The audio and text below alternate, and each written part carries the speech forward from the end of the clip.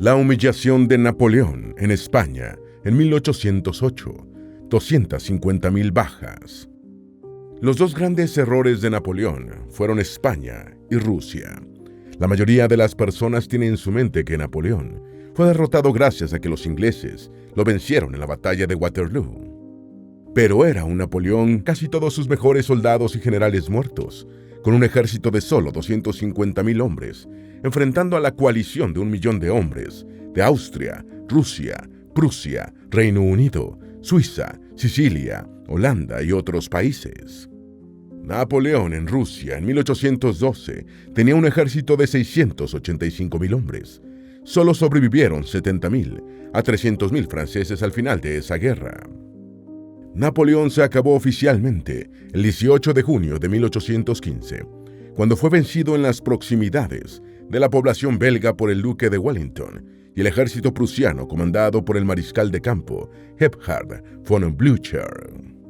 Pero en Waterloo los franceses sufrieron 28.000 bajas, entre muertos y heridos, mientras que entre 1808 y 1814, en España, su cifra de bajas mortales fue de más de 250.000 de soldados, comparable en magnitud con la campaña de Rusia, donde Francia terminó con más de 300.000 cadáveres.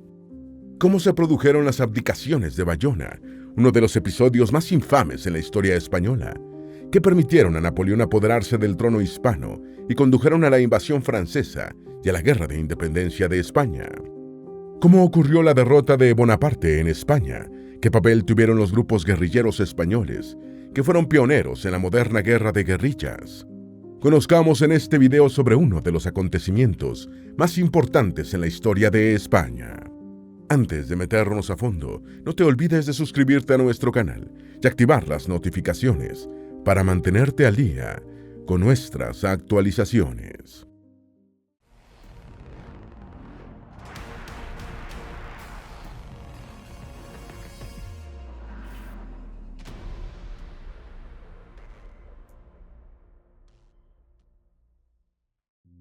En España murieron de 250.000 a 300.000 soldados franceses, aunque los británicos se pusieron como los héroes. En las guerras del siglo XIX y anteriores suele haber importantes discrepancias en la cantidad de muertes según las fuentes consultadas. El historiador Eric Dorsmith señala que en las guerras napoleónicas murieron 1.4 millones de militares franceses, todas las causas incluidas. Posteriormente, Adana Zamoyski estimó que solo en la campaña de 1812 de Napoleón en Rusia perecieron 400.000 rusos. Otras fuentes indican que las bajas civiles en la campaña de Rusia fueron posiblemente similares a las militares. Anna Schom estima una cifra de unos 3 millones de militares muertos entre todos los bandos en las guerras napoleónicas. En la invasión de Napoleón a España entre 1808 y 1814, comúnmente se afirma que murieron entre 250.000 y 300.000 soldados franceses, casi tantos como en Rusia, donde las bajas mortales de la Grand Army en 1812 fueron de más de 300.000, la mayoría por el hambre y las enfermedades en la dramática retirada. España perdió entre 300.000 y 500.000 hombres por la invasión francesa. España registró entre 300.000 y medio millón de bajas mortales durante la invasión francesa, que resultó en extremo costosa para los españoles. Los ejércitos en guerra y las guerrillas participantes se aprovisionaban sobre el terreno mediante requisas, despojando de lo poco que tenían a millares de familias y personas. Los robos y la devastación abatieron la producción agrícola y pecuaria, ya que los campesinos españoles no se animaban ni a sembrar una semilla, ni a criar un animal doméstico por la incertidumbre. Las cosechas de 1811 y 1812 fueron de las peores, y el hambre se apoderó del campo y de las ciudades españolas, disparándose el índice de mortalidad. La crisis hizo desaparecer industrias establecidas desde hacía largo tiempo, como la textil lanera de Castilla, ya que los soldados en guerra se comieron los rebaños de ovejas merinas. El transporte de bienes se paralizó, ya que los caballos, mulas y bueyes de Tiro fueron incautados por los ejércitos para fines bélicos y alimenticios. Como consecuencia, el déficit de las finanzas españolas se disparó a más de 12.000 millones de reales, 20 veces los ingresos ordinarios anuales. ¿Qué fue la Guerra de Independencia Española? La Guerra de Independencia Española fue una contienda militar que tuvo lugar entre 1808 y 1814, enfrentando al primer imperio francés de Napoleón Bonaparte con las potencias aliadas de España, Gran Bretaña y Portugal, en el marco de las guerras napoleónicas. Estalló en mayo de 1808, casi simultáneamente con las abdicaciones de Bayona, que un mes después condujeron al trono español a José I Bonaparte, hermano del emperador francés. Los historiadores convienen en que las renuncias al trono español por parte de Fernando VII y su padre Carlos IV fueron forzadas por Napoleón y que ninguno de los dos estuvo a la altura para resistir las presiones francesas. El conflicto se desarrolló en medio de un complejo trasfondo de cambios políticos y sociales, impulsados por la consolidación de la identidad nacional española y la influencia entre las élites de España de los ideales surgidos de la Ilustración y la Revolución Francesa, paradójicamente difundidos por los invasores. Aunque ha sido llamada Guerra de Independencia Española, algunos autores cuestionan ese nombre, ya que no se trató propiamente de un conflicto independentista. La invasión napoleónica significó el fin del Imperio Español en América. La invasión francesa sumió a España en el caos y creó las condiciones políticas propicias para que estallaran los movimientos de independencia de las colonias españolas en el Nuevo Mundo. El clima caótico y de desconcierto en la metrópoli alentó a las élites americanas, al otro lado del Atlántico, a emprender un proceso insurreccional. Las clases burguesas de las colonias de América, todas de origen español, se pusieron al frente de los proyectos emancipadores. Estos grupos venían hacía tiempo clamando por una mayor participación en el gobierno de sus territorios y por una más justa repartición de los beneficios, por la explotación de los recursos, especialmente el café, el cacao y los metales preciosos. Pese a las dificultades que confrontaba España, la mayoría de los movimientos emancipadores americanos habían sido neutralizados para 1815, pero una nueva ola insurreccional tomó cuerpo y las colonias españolas en América se independizaron en la década de 1820, excepto Cuba y Puerto Rico. Así, la invasión napoleónica en España tuvo como consecuencia la casi total desaparición del Imperio Español en América. ¿En qué consistían los microejércitos de Napoleón? Napoleón introdujo en el ejército francés una estructura novedosa basada en el redimensionamiento del tamaño de sus unidades para asegurar una mayor movilidad. Esto le permitía enfrentar a varios enemigos en diferentes frentes y derrotarlos, a veces simultáneamente. La nueva doctrina militar bonapartista no era más que el despliegue de microejércitos con alto grado de autonomía y una superior movilidad, al mismo tiempo bien dotados de los recursos de guerra de los grandes ejércitos de la época, como artillería, caballería, infantería y logística. Los microejércitos napoleónicos estaban formados por cerca de 10.000 efectivos que podían solaparse en los combates. Usualmente, la distancia entre un pequeño ejército y otro era un día de marcha, lo que los dotaba de la flexibilidad necesaria para acudir como refuerzos en caso necesario.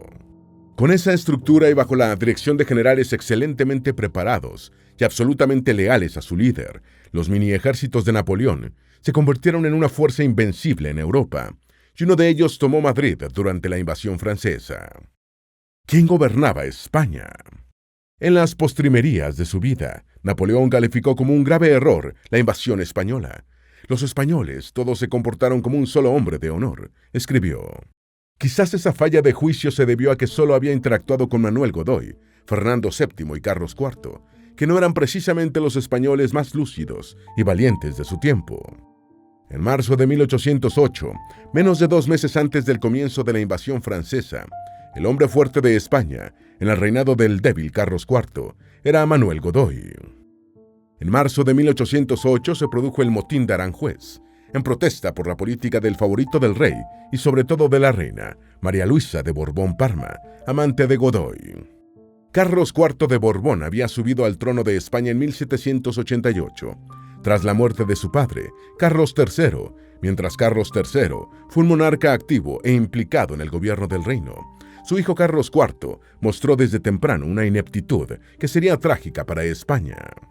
Fernando VII quitó a su propio padre, Carlos IV, del poder.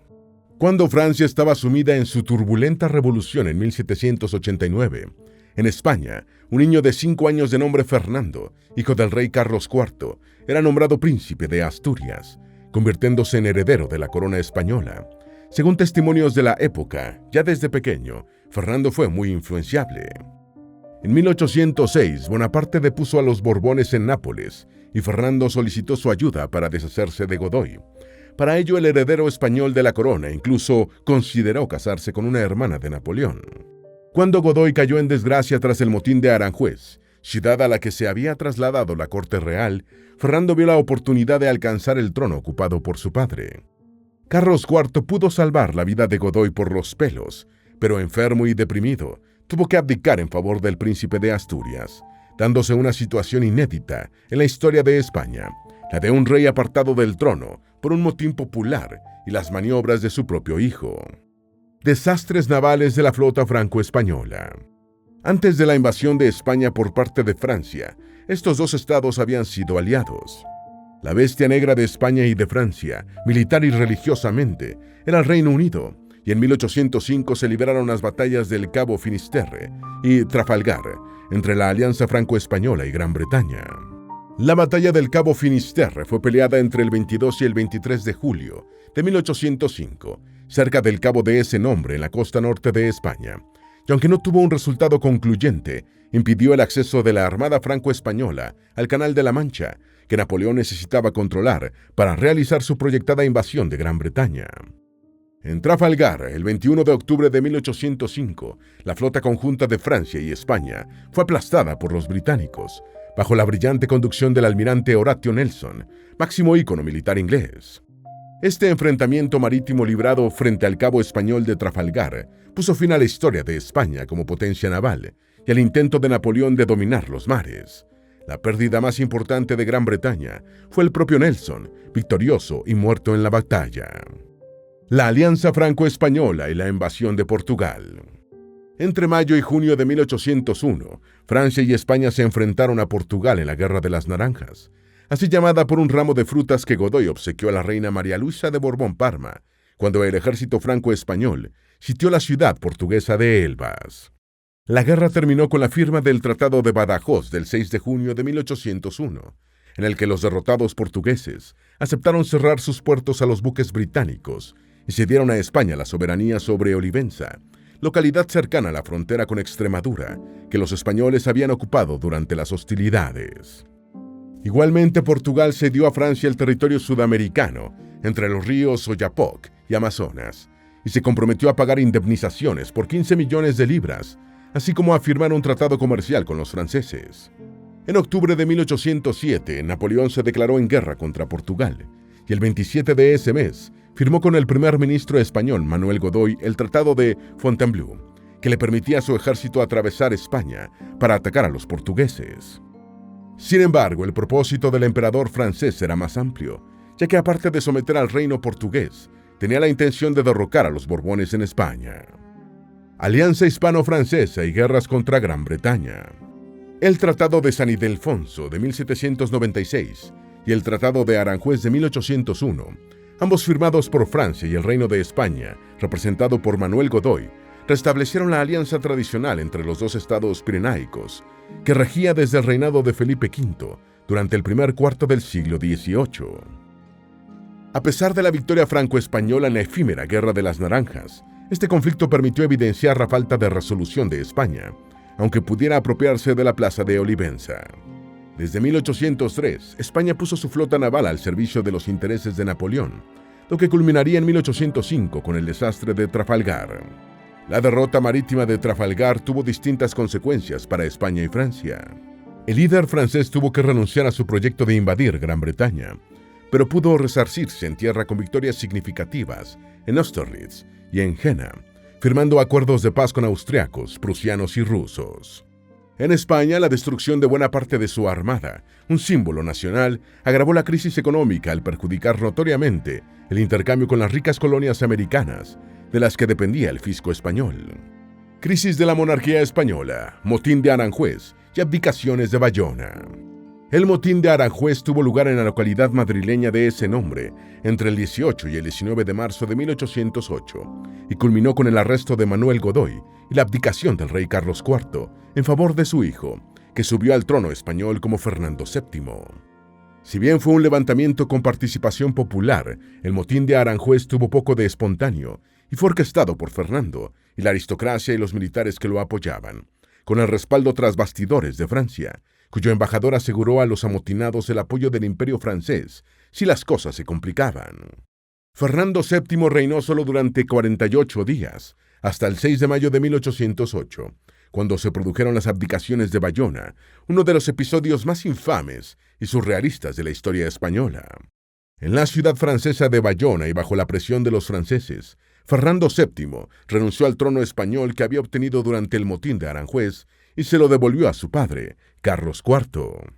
Sin embargo, el día anterior, Carlos IV había cedido sus derechos a la corona francesa, lo que catapultó a José Bonaparte, hermano de Napoleón, al trono de España. Napoleón compró a Carlos IV con una pensión y una residencia en Francia. Llevar a Carlos IV a Bayona resultó bastante difícil, ya que el rey, apartado de la corona por la conspiración de su propio hijo, le había implorado a Napoleón que lo restituyera en el trono por las buenas o por las malas. Una vez padre e hijo en la ciudad francesa, Napoleón puso en práctica su plan para quedarse con España. Sabiendo que Fernando se resistiría a abdicar en favor de un extranjero, lo obligó a devolverle la corona a su padre, al que ya le había comprado sus derechos. El emperador francés ofreció a Fernando parte del reino de Portugal. Fernando dudó un poco, pero aceptó el trato sabiendo que Napoleón estaba en su contra y a favor de su padre, por la manera ilegítima como le habían arrebatado el trono durante el motín de Aranjuez. El precio de Carlos IV fue una pensión de varios millones de francos y una mansión en Francia. Bayona, cuando se vendió España a Napoleón. Su Majestad el Rey Carlos ha resuelto ceder, como cede por el presente, todos sus derechos sobre el trono de España y de las Indias a Su Majestad el Emperador.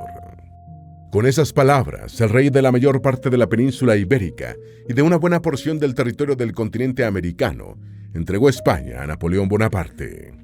Decisión que compartió su hijo, Fernando VII, quien ya había demostrado suficientemente su sumisión al líder francés. La hipocresía había alcanzado niveles máximos cuando Fernando VII le escribió a su padre en los siguientes términos: «Mi venerado padre y señor, para dar a vuestra majestad una prueba de mi amor, de mi obediencia y de mi sumisión, y para acceder a los deseos de vuestra majestad, me ha manifestado reiteradas veces, renuncio a mi corona en favor de vuestra majestad, deseando que vuestra majestad pueda gozarlo por muchos años». De esta manera, en un oscuro episodio que pasó a la historia con el nombre de Abdicaciones de Bayona, se concretó la venta de España a Francia, casi sin condiciones. Cómo Napoleón traicionó a España en 1807, cómo fue el reinado de José I Bonaparte.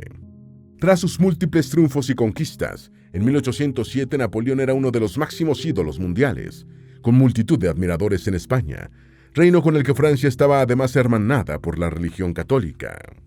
Entre octubre y noviembre de 1807, un ejército francés al mando del general Junot atravesó España de este a oeste, con la autorización del Reino Español, para situarse en la frontera con Portugal, monarquía a la que Francia quería deponer por sus entendimientos con Gran Bretaña. Sin embargo, pronto el ejército francés empezó a posicionarse en plazas fuertes españolas, y se reveló que otra de sus intenciones era apoderarse de España. Napoleón pasó así de héroe a villano para los españoles en un santiamén. Tras las abdicaciones de Bayona, José Bonaparte, hermano mayor de Napoleón, subió al trono de España en junio de 1808, con el nombre de José I. Su reinado de 5 años transcurrió en medio de las turbulencias de la Guerra de Independencia de España. Fue apodado Pepe Botella por los españoles debido a su supuesto alcoholismo. En la Nueva España se vio con malos ojos la invasión napoleónica de España. En México y el Virreinato de Nueva España, la invasión del reino español por parte de Napoleón causó sorpresa y fue vista con malos ojos, especialmente por las élites gobernantes. En el verano de 1808, aún no habían llegado a Ciudad de México las noticias sobre los dramáticos cambios políticos en España, y los mexiqueños hacían votos por el éxito del reinado de Fernando VII. Personas de todas las condiciones sociales y edades engalanaban calles, plazas, palacios, viviendas y templos para ofrecer su ferviente devoción y respeto y festejar la ascensión al trono de Fernando, el más amado de los monarcas todos. Cuando en los territorios de España en América se supo que ya no eran súbditos de un rey español, sino francés, cundió el estupor. A partir de ese momento, en todo el territorio novohispano, iracundos ciudadanos quemaron y destruyeron retratos, estampas y bustos de Napoleón.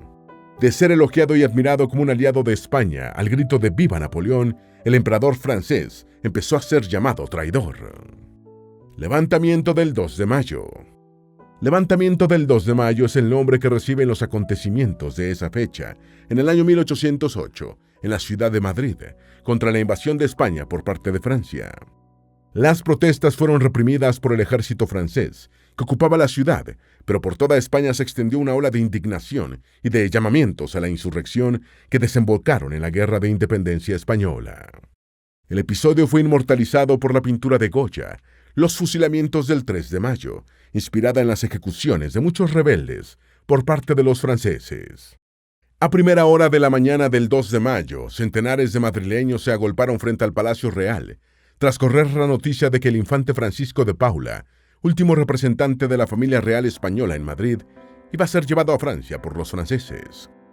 Al grito de «¡Que nos lo llevan!», proferido por el maestro cerrajero José Blas Molina, el gentío asaltó las puertas del palacio y prendió al alzamiento. Batalla de Bailén.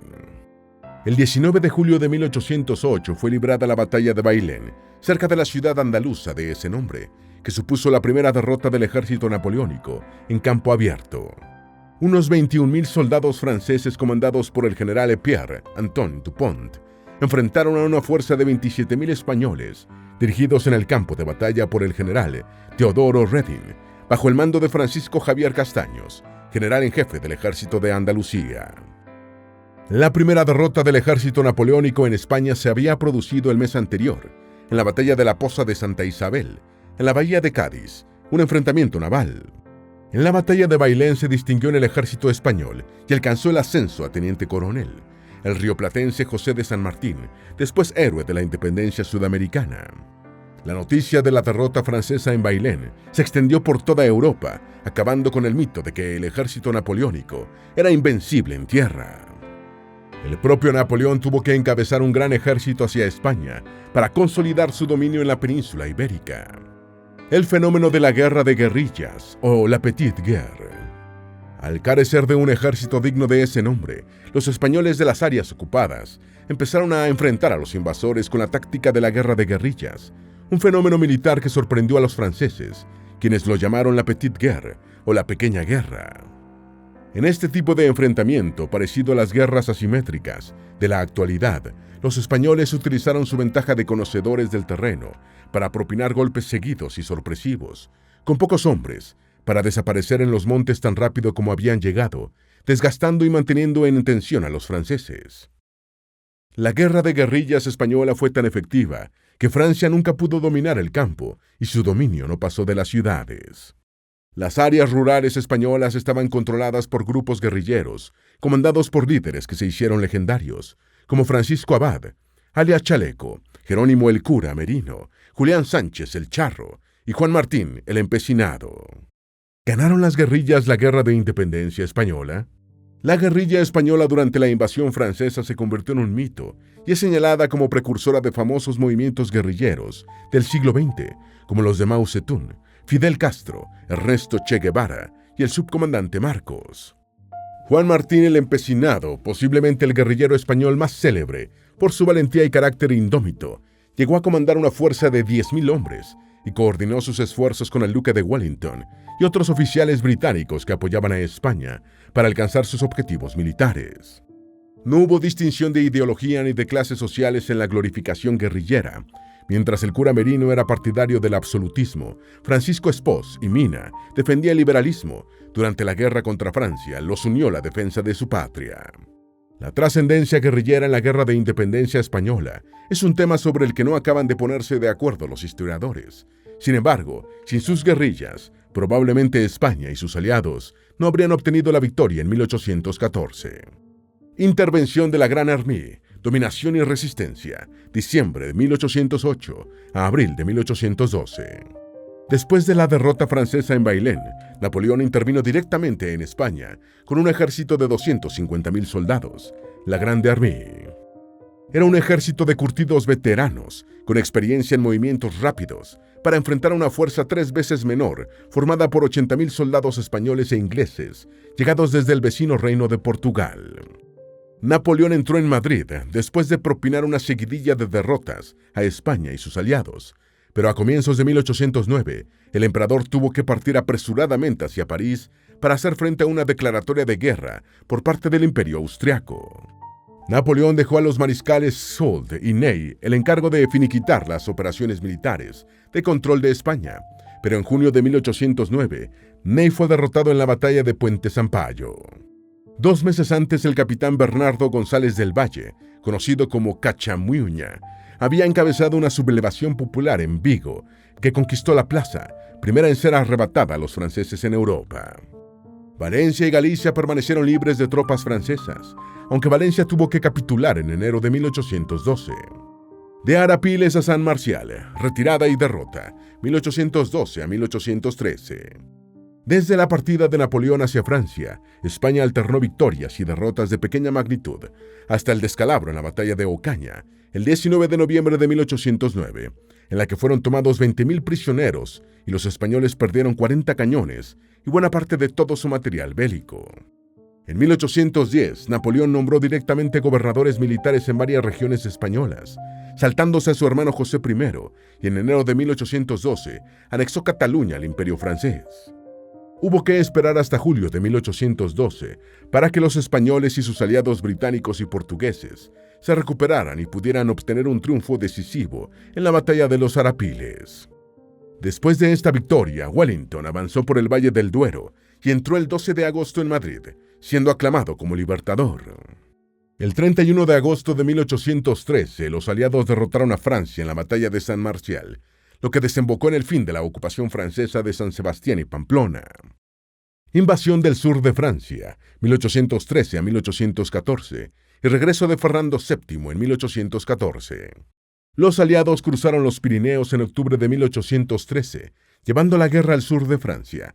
Hubo saqueos de localidades francesas por parte de soldados españoles, que de esta manera pagaban a Napoleón con la misma moneda. Finalmente, el emperador francés pidió la paz. Las tropas aliadas ya estaban en Burdeos, y de no haber sido frenadas, probablemente habrían entrado a París antes que los prusianos, austriacos y rusos, miembros de la sexta coalición que tenía en jaque a Napoleón.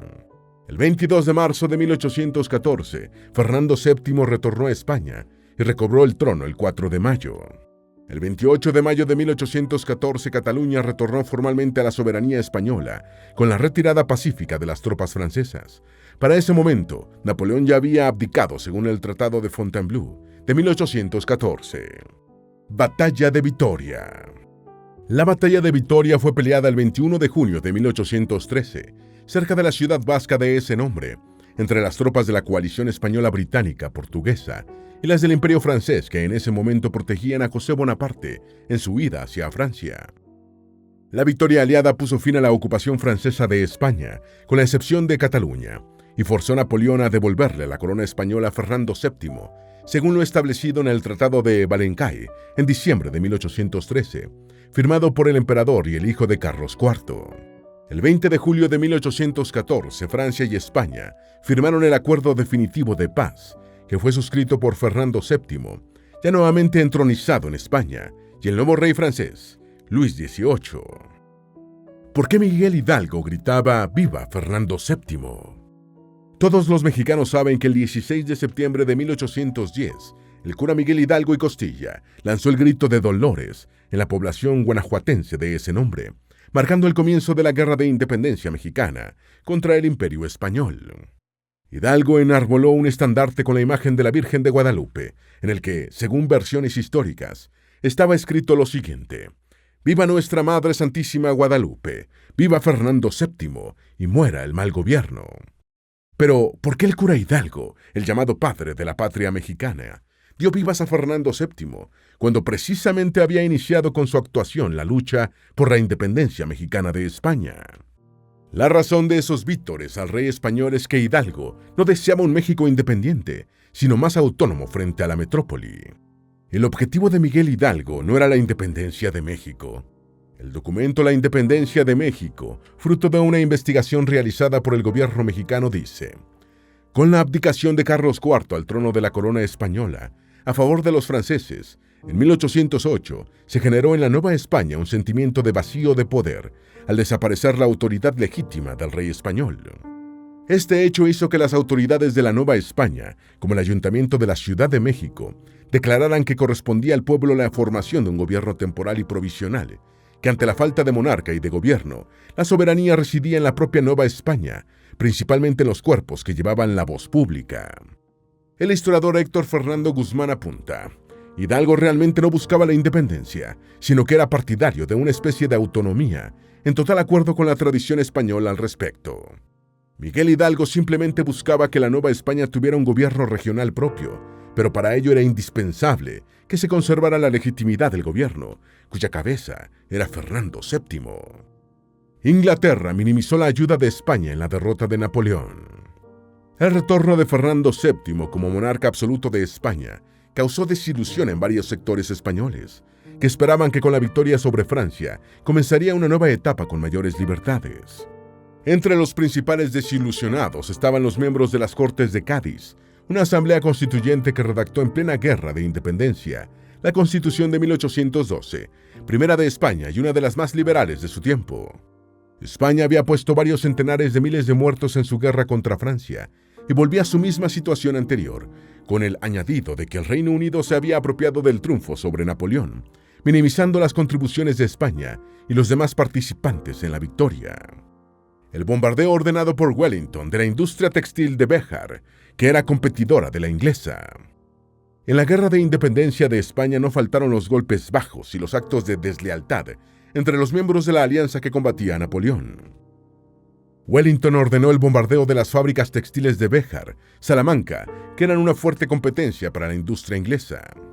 Igualmente, la Real Fábrica de Porcelana del Buen Retiro, en Madrid, fue destruida por las tropas británicas cuando ya los franceses habían abandonado la ciudad. Y de esta forma, el gran Napoleón Bonaparte fue humillado en España, derrota que jamás imaginó que podría sufrir. Esperamos que este video te haya sido útil. Si tienes algo que agregar, por favor, compártelo con nosotros en la sección de comentarios. Dale me gusta a este video y envíale el enlace a tus familiares y a tus mejores amigos para que también sepan más sobre la humillación de Napoleón en España y las 250,000 bajas que tuvo. Si eres nuevo en nuestro canal, no olvides suscribirte. No se te olvide seguirnos en todas nuestras redes sociales, que van a estar aquí abajo en la descripción. Recuerda, un pueblo que no conoce su historia está condenado a repetirla.